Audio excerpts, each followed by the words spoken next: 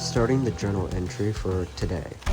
It continues to rain in this alleyway. The rainfall has been continuing for precisely 135 hours.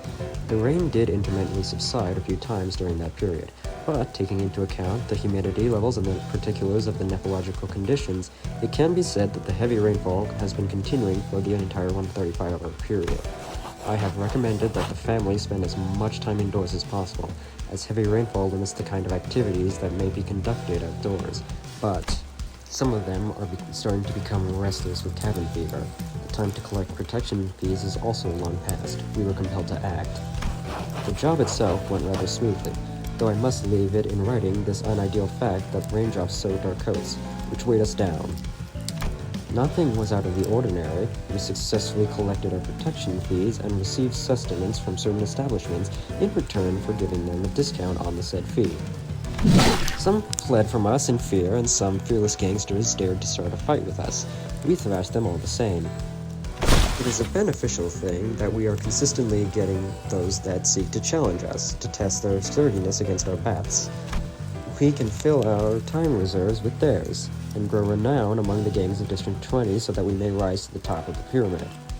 It happened once we were returned to our base after one such productive day. Of course, I had an inkling that something like this was going to happen. I felt that odd, puzzling gaze on me as I went about my day. It was not so different from that curious gaze of a distant stray cat. Not a murderous gaze, but it was certainly aggressive. Puzzling may be the only word that can describe it. The gaze followed us all the way to the base. With our base discovered, I wondered for a moment if I should reveal our syndicate to this interloper before disposing of him, but my worries were soon resolved. He appeared before us, stumbling like a wet hound, and asked to be accepted as part of our syndicate. I could tell that he was not a spy of a different gang or some foolish swindler who had more bravado than sense. I saw a pair of ceaselessly wandering eyes dripping with venom and desperation. He must be someone with a history. Though thoroughly dirtied, the clothes on his back were made from obviously expensive fabric. So I decided to test him. I had to know the extent of his mettle. I have no need for someone who is all bark and no bite, after all. He must be able to decapitate a person if there was a need to do so instead of getting weak in the knees. So I lied to him that he first had to pass a test to join us. No such foolish ritual existed for the dead rabbits, of course. Luckily, we had a long-standing rivalry with a certain other gang. It wouldn't be so unexpected if one of us killed one of their lowest-ranking members. I ordered our new recruit, hopeful to kill one of them. I was surprised by two things. First was his complete lack of hesitation as he turned around to leave our base.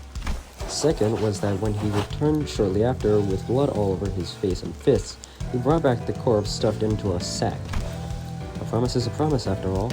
He now rests at a corner of our base, easing his weary body.